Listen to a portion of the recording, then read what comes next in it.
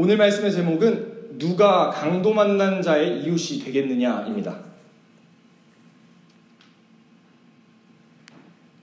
오늘날 우리는 진심으로 이웃을 위한다고 이야기하지만, 사랑한다고 이야기하지만 정작 그의 삶에서 그 사랑이 나타나지 않는 모습을 종종 보고는 합니다.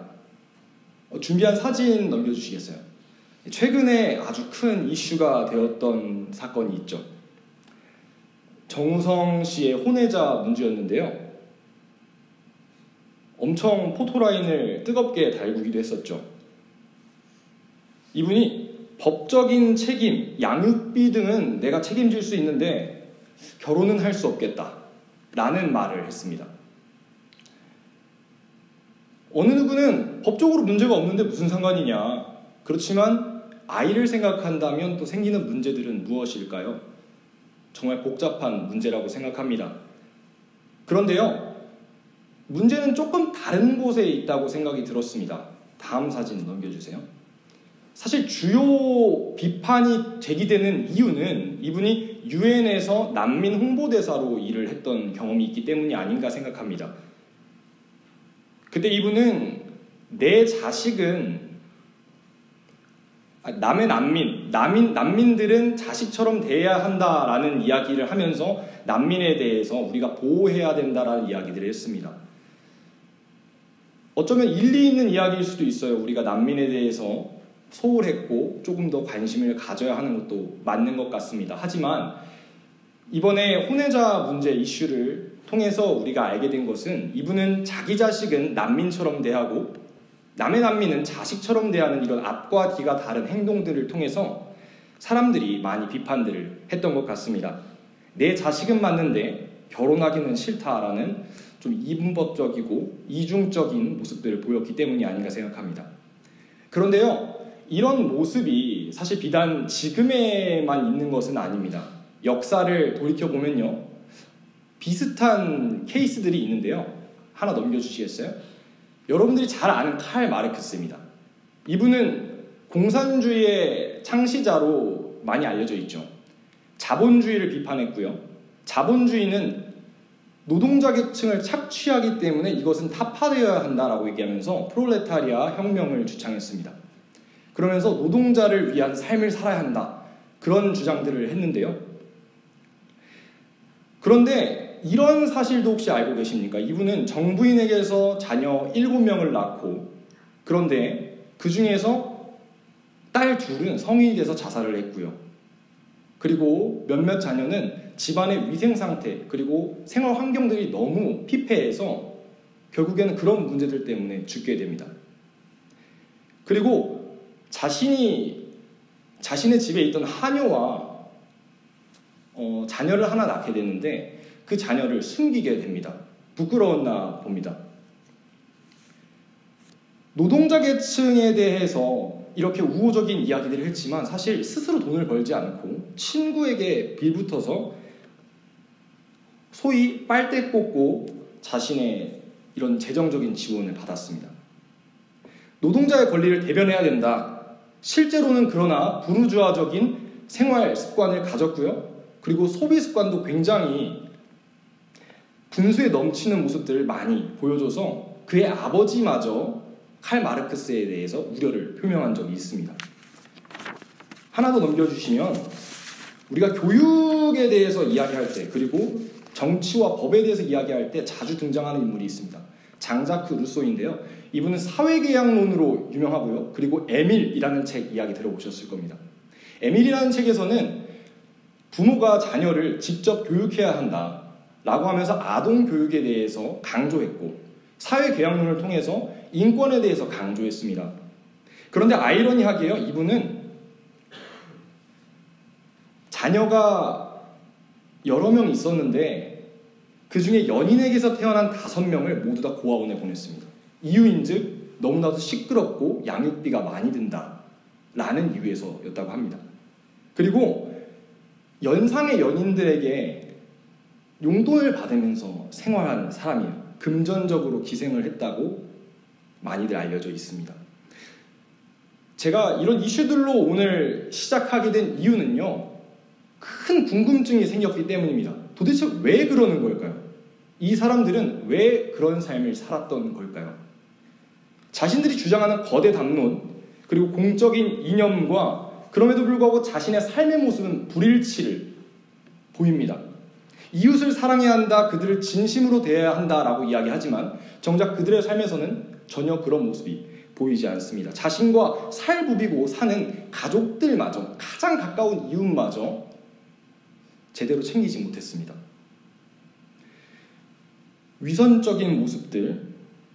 그런데 그 사람들은 왜 그러는 걸까요? 나는 조금 괜찮은 사람이야, 나는 멋진 사람이야, 나는 훌륭한 사람이야 라는 자아도취 속에서 자신이 좋은 사람임을 말하기 위해서 이웃을 수단화하는 게 아니었을까 생각해 봅니다. 이들은요, 이웃에 대해서 이웃 사랑을 어떻게 해야 되는지 그 본질을 망각하고 있었던 게 아닌가라는 생각을 합니다. 오늘 본문에도 이와 비슷한 사람이 한 명 등장합니다. 성경을 가지고 계신 분들은 오늘 본문 말씀을 함께 펼쳐보시면서 보면 좋겠습니다. PPT에도 있고요. 25절에 어떤 율법교사가 나타나서 예수님을 시험합니다. 그런데 이 시험이라는 헬라어 원어를 바라보면요, 적대적인 의도가 담겨 있다고 합니다. 말 그대로 예수님이 안 입고 왔나 봅니다. 그래서 선생님, 내가 무엇을 하면 영생을 얻을까요? 라고 질문하니까 예수님께서는 그래서 율법에 뭐라고 기록되어 있니? 너가 어떻게 그것을 읽느냐? 이 읽느냐는 문자적으로 읽는다라는 말을 넘어서 그것을 너가 어떻게 실천하고 있느냐라는 말까지 나아갑니다. 그래서 예수님의 질문에 우리가 잘 아는 하나님 사랑, 이웃 사랑에 대해서 이야기를 합니다. 28절에 예수님께서 너 말이 맞아. 너 말이 맞아. 그러면은 너 그걸 잘 행해봐. 그러니까 29절 집중하셔야 됩니다. 그 사람이 자기를 옳게 보이려고 예수께 여짜오되 그러면 나의 이웃이 누구입니까? 이 말은 정말 몰라서 하는 말이 아닙니다. 자기가 옳게 보였으면 해서 자신의 삶이 예수님의 말씀에 검증받는 것 같다는 불편함을 느꼈던 겁니다. 그래서 나 잘 믿고 있는데, 내가 생각하는 이웃, 나 잘 섬기고 있는데, 내가 명색의 율법교사인데 당신이 뭘 얼마나 안다고 나한테 지금 이러고 있는 겁니까? 다시 한번 그래서 묻습니다. 내 이웃이 누굽니까 도대체? 그러니까 예수님이 30절에서 말씀하십니다. 우리가 잘 아는 사마리아인의 비유입니다. 사마리아인의 비유, 예루살렘에서부터 여리고까지 어떤 사람이 내려가다가 강도를 만납니다. 그리고 강도에게 거의 죽을 뻔했다고 적혀 있어요. 이 말은 뭐냐면 죽기 직전까지 때린 겁니다. 우리가 이 장면 한번 잘 상상해 보기를 원합니다. 그런데요, 어떤 사람이 쓰러져 있는 거예요, 길가에. 그런데 한 제사장이 그 길로 내려가다가 그를 보고 피하여 지나갑니다. 또 어느 사람입니까? 레위인도 그곳에 이르러서 그걸 보고 지나갑니다. 그런데 어떤 사마리아 사람은 그를 보고 피하지 않고 성심성의껏 그를 살려냅니다. 이렇게 저는 옛날에 생각을 했었어요. 제사장과 레위인이 현명한 생각한 게 아닌가? 왜냐하면 범인도 자기가 범행을 저지른 장소로 돌아온다 하잖아요. 어쩌면 미끼를 놔두고 또 오는 사람들을 잡으려고 했던 게 아닌가. 그래서 두려운 마음에 그런 행동을 피했던 게 아닌가 라는 생각을 했었는데요. 결정적으로 우리가 생각해야 될 것은 그 사람들은 갔고 사마리아인은 남아서 일을 했다는 겁니다. 그를 위한 행동을 했다는 겁니다. 그리고 기름과 포도주를 가지고 상처에 붓고 쌈해서 자기 탈 것에 태워서 주막까지 간 다음에 데나리온 2를 주고 내가 다시 올 텐데 부족하면 더 주겠다. 데나리온 2는 지금으로 따지면 그때 당시에 이틀치의 임금이라고 합니다. 처음 보는 사람, 한 번도 본 적 없는 사람, 어떤 사람인지도 모르는데 이러한 과분한 일들을 했던 거죠. 36절에 예수님께서 그래서 이 비유를 말씀하시고 묻습니다. 누가 강도 만난 자의 이웃이 되겠느냐? 37절에 이야기합니다. 37절에 이야기합니다. 자비를 베푼 자니이다. 예수께서 이르시되 가서 너도 이와 같이 하라. 여기서 세 명을 말씀하시는데 37절에는 자비를 베푼 자니이다 라고 이야기합니다. 끝까지 인정하기 싫었나 봅니다. 사마리아인입니다 라고 대답하면 될 것을 자비를 베푼 자니이다. 당신이 아십니다. 자비를 베푼 자가 우리의 이웃입니다 라고 이야기합니다. 율법교사의 질문에 대해서 조금 더 심도 있게 생각을 해봤으면 좋겠습니다. 그러면 내 이웃이 누구이니까? 내 이웃이 누구이니까? 라는 질문.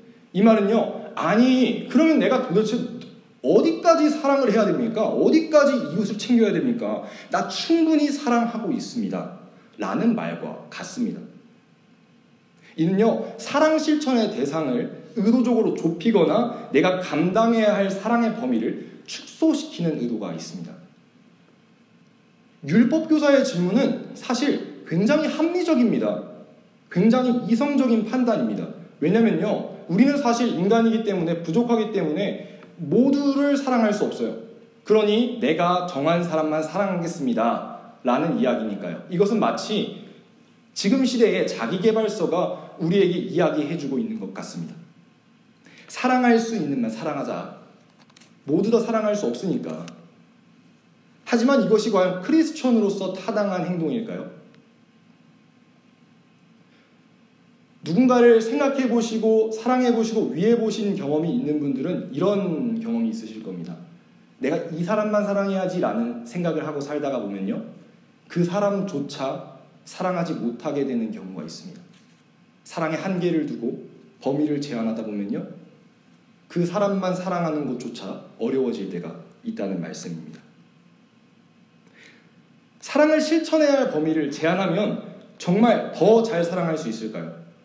더 효과적으로 꾸준히 사랑할 수 있을까요? 한번 잘 생각해 보시기 바랍니다.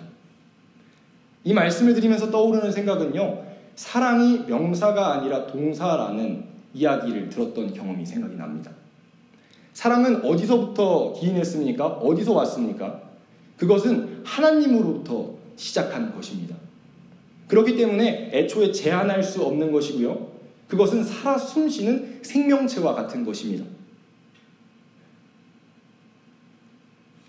이 모든 것을 가지고 다시 한번 질문으로 돌아가서 이야기해 보겠습니다. 우리가 과연 범위를 제한할 수 있을까요? 그런데 이런 질문 하실 수 있어요. 아니, 현실적으로 우리가 어떻게 다 모두를 사랑합니까? 저는 이렇게 말씀드리고 싶습니다. 그러므로 기도를 해야 합니다. 기도하면 불가능이 가능이 됩니까? 기도하면 다 이루어집니까? 이것은 우리가 누르면 띡 하고 나오는 자판기처럼 하나님을 인식하고 기도를 생각해서 그렇습니다. 기도는 우리의 부족함을 하나님께 아뢰고, 하나님, 우리가 부족하기 때문에 이 연약함 당신께서 채워주시기 바랍니다. 라는 고백입니다. 하나님의 은혜를 구하는 절절한 몸부림입니다. 우리는 단지 통로에 불과하다는 사실 여러분 잊어서는 안 됩니다. 우리는 통로이기 때문에 기도하고, 기도할 때 성령께서 성령 충만에 힘입어 그 통로에 사랑을 흘려 보내실 겁니다.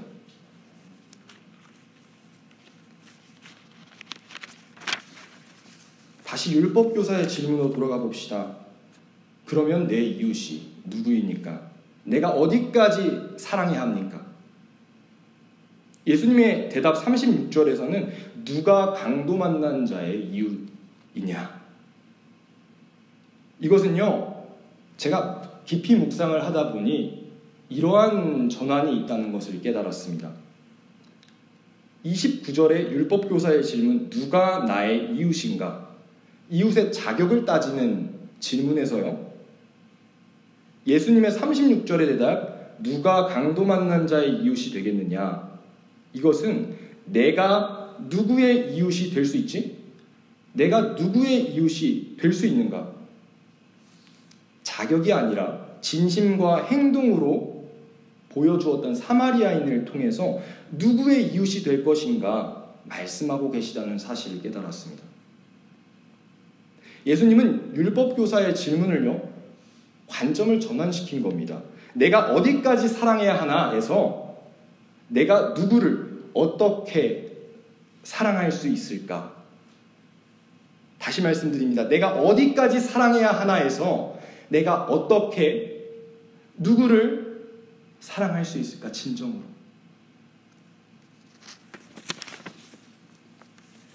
우리는 지금까지 이야기를 나눌 때요, 4명의 등장인물에 대해서 조금 심도 있게 계속 이야기를 나눴습니다. 이웃사랑을 잘못 정의했던 사람들에 대해서 이야기 나눴고요.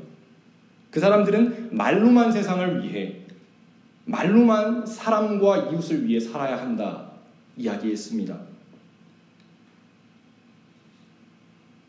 그리고 말씀을 통해서 심지어 이웃사랑의 경계를 설정하고 범위를 한정해야 한다라는 이야기도 살펴보았죠. 우리는 율법교사가 그 사람은 우리의 이웃이 아닙니다라고 편가르게 하는 것을 분명히 말씀을 통해서 목격했습니다. 모두 본질적으로 사랑을 왜곡하고 책임을 외면하는 것입니다. 사랑은요, 경계를 짓거나 말로만 하는 것이 아니라 행동으로 보이는 것입니다. 혹여 말로만 이웃사랑을 이야기하고 기독교인이 이래야지, 야 기독교인이면 이렇게 해야지, 너 이웃 사랑하고 있어 라고 이야기하지만 정작 삶에서 보여지지 않는 그런 삶을 살고 계십니까? 지금 이 시간은 하나님과 여러분의 시간입니다. 말씀을 통해서 자신의 삶을 되돌아봤을 때 내가 정말 이웃을 사랑하고 있었는가? 말로만 하는 것이 아니라, 이 혀로만 고백하는 것이 아니라 가슴으로서 이웃을 사랑하고 있었는지 한 번쯤 돌아보는 진심 어린 시간이 되었으면 좋겠습니다. 우리는요, 지금 대림절 기간을 지나가고 있습니다. 대림절이 무엇입니까? 예수님의 탄생과 다시 오심을 기대하며 보내는 절기입니다. 예수님의 오심을 생각해 볼 때요, 왜 예수님은 저 높은 곳에 있는 성에 왕으로 군림하시지 않고 이 땅 가운데 내려오셔서 왜 내 옆에 계실까요? 왜 여러분들 옆에 계실까요? 저는요, 예수님이 그렇게 하신 이유는요, 그분이 먼저 우리의 이웃이 되기 위해서였다고 생각합니다. 우리가 우리의 이웃의 진심 어린 마음을 헤아리지 못하니까요, 그분이 직접 이 땅 가운데 우리의 이웃으로 내려오신 것이라 생각합니다. 그래서 이웃 되어 어떻게 살아야 하는지 알려주셨다고 생각합니다. 오늘 말씀에 여러분들에게 아직 말씀 안 드린 구절들이 있는데요, 그 구절을 살펴보면 어떻게 이웃을 대해야 하는지 예수님께서 알려주신 비법이 적혀 있습니다. 33절입니다. 어떤 사마리아 사람은 여행하는 중 거기 이르러 그를 보고 불쌍히 여겨. 여러분, 이 불쌍히 여겨라는 표현이요, 어떤 말이냐면요, 애통함이라는 뜻입니다. 제가 늘 기도하는 제목이 있습니다. 다른 사람의 아픔이 나의 아픔이 되게 해주세요. 여러분들의 아픔이 내 심장을 울리는 아픔이 되게 해주세요. 그래서 저들을 내가 미워하지 않고 저들이 저렇게 행동하는 데에 내가 그 이유를 내 가슴으로 알게 해주세요. 라는 기도 제목을 가지고 매일 기도합니다. 이 당시 사람들은요, 감정이라는 것이 우리에 있는 오장육부, 이 내장에서부터 꿈틀대며 나오는 무엇이라고 생각했다고 합니다. 그래서 그 감정이 여기서 튀어나오는, 그냥 머릿속으로 입력되는 그것이 아니라요, 이 마음속부터 튀어나오는 그 뜨거운 감정이었다고 합니다. 그래서 누군가를 생각할 때 이 불쌍히 여김은 이 내 속에서부터 끌어올라오는 주체할 수 없는 그 감정이라는 것이죠.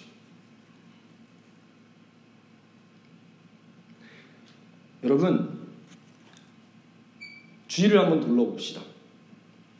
옆에 있는 형제자매들의 고민거리, 옆에 있는 형제자매들의 어려움 깊이 알고 계십니까? 그 사람들이 매일 밤 무엇 때문에 고민하며 잠을 설치는지 아십니까? 어느 것 하나 모르는데 어떻게 우리가 그들의 이웃이라고 할 수 있습니까?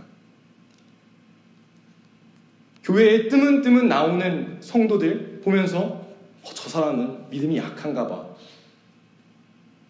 라고 이야기하기 전에 그 사람이 왜 그럴 수밖에 없었는지를 먼저 생각해 봅시다. 어려움 때문에 차마 이야기 못할 그거 우리가 이해할 수 없는 어떤 것 때문에 나오지 못하는 건 아닐까? 이 자리에 나와서 함께 예배하게 해달라고 기도하셨습니까? 우리는 그래야 한다고 생각합니다. 마음에 들지 않는 어떤 성도를 보았을 때요. 저 사람 왜 그러지? 나랑 정말 안 맞네. 교회 옮길까? 라고 생각하는 게 아니라 주님, 그럼에도 불구하고 정말 못난나지만 주님께서 나를 받아주신 것처럼 내가 그 사람을 내가 마음으로 이해할 수 있기를 원합니다. 우리 교회학교 아이들과 청년 형제자매들에 대해서 얼마나 깊이 공감하고 계십니까? 얼마나 그들의 어려움, 그들의 고민, 그들의 상처 이해하고 계십니까? 제가 이렇게 전하는 말씀 가운데 여러분 이렇게 생각하실 수도 있어요. 저는요 준비가 안 돼가지고 아직 말씀대로 살지 못할 것 같아요. 아직 이웃을 사랑할 준비가 안 됐습니다.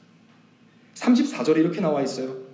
가까이 가서 기름과 포도주를 그 상처에 붓고 싸매고 자기 짐승에 태워 주막으로 데리고 가서 돌보아 주니라. 이 당시에 기름과 포도주는요 여행하는 여행자들의 가장 기본적인 필수품이었다고 합니다. 레위인과 제사장이 그것이 없었을까요? 사마리아인은 늘 준비하고 있었을까요? 아니에요. 일반적으로 그냥 자기가 가지고 다니는 것, 아픈 사람 보자마자 그거 가지고 가서 한 겁니다. 여러분, 이웃을 사랑하는 것은요 어떤 특별한 준비가 필요한 것이 아닙니다. 이웃을 사랑하는 것은 지금 여러분들이 계신 그 자리에서, 그 일상 가운데에서 즉시 그들을 사랑하는 것입니다. 내가 가진 것으로.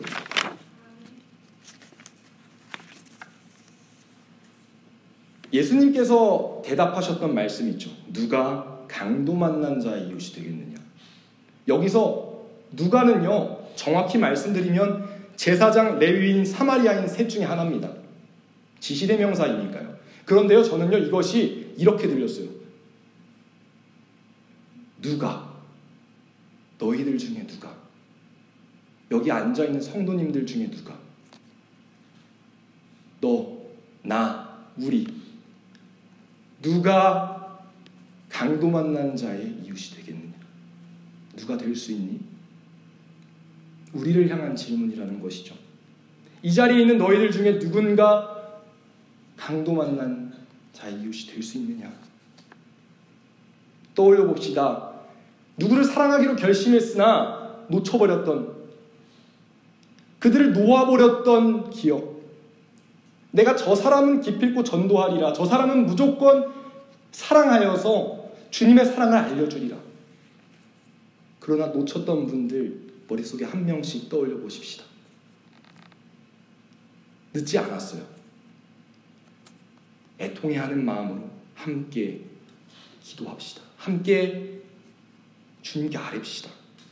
그래서 주님께서 누가 강도 만난 자의 이웃이 되겠느냐라고 질문하실 때에 네 주님, 제가 부족하지만은 애통해하는 마음 가지고, 주님께서 나를 바라보셨던 그 애통해하는 마음 가지고 지금 당장 즉시 순종하겠나이다.